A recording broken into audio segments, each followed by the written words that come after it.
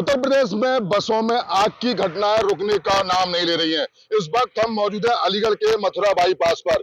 ये double tracker बस है जिसमें आग लग गई और बस पूरी तरह जलकर राख हो गई थी।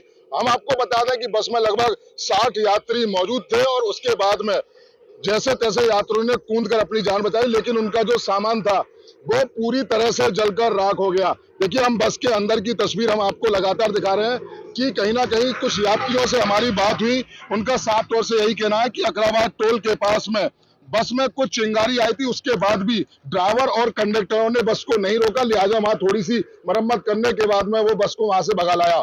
उसके बाद बस अचानक आग का गोला बन जाती है और यात्री जैसे तैसे कूद कर उन्होंने अपनी जान बचाई है। यानी कि बिल्हौर से पानीपत हरियाणा के लिए ये बस जा रही थी।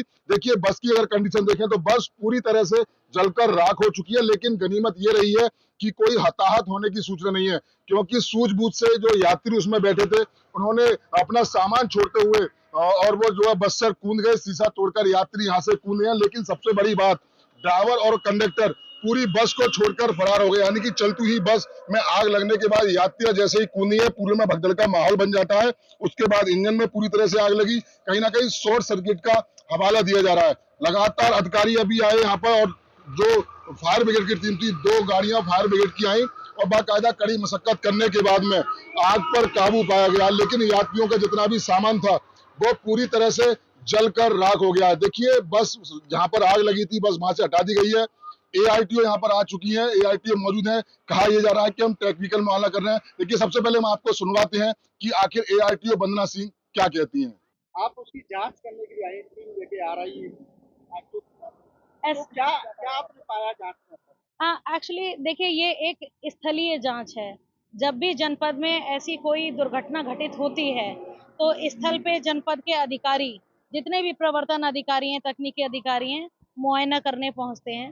तो प्रथम दृष्टया तो यही समझ में आया कि गाड़ी में तकनीकी खामी की वजह से आग लगी और गाड़ी में जो इमरजेंसी एग्जिट है वो अपने प्लेस पर 3 जगह एग्जिट हैं, अभी जो प्रथम दृष्टया समझ में आया।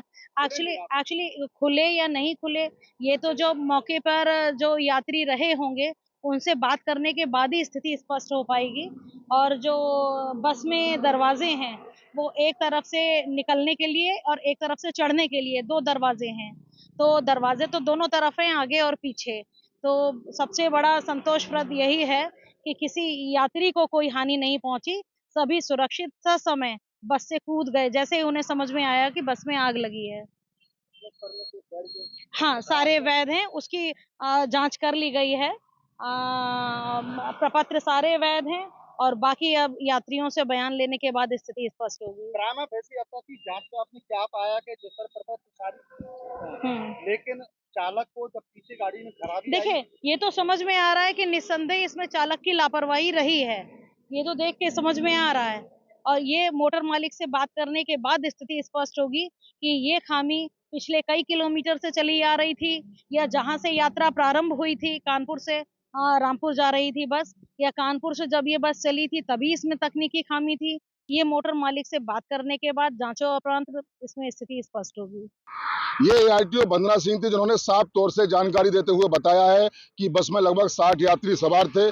कहीं ना कहीं चालक की कमी रही है जिसके चलते हुए बस में आग लगी है। बस के अगर कागजों की बात करें तो बस के सारे कागज, चाहे फिटनेस हो चाहे बीमा हो, यानी कि बस पूरी तरह से कागज बस के कंप्लीट है। टेक्निकल मामले के लिए टीम भी आ चुकी है, टेक्निकल मामला कर रही है।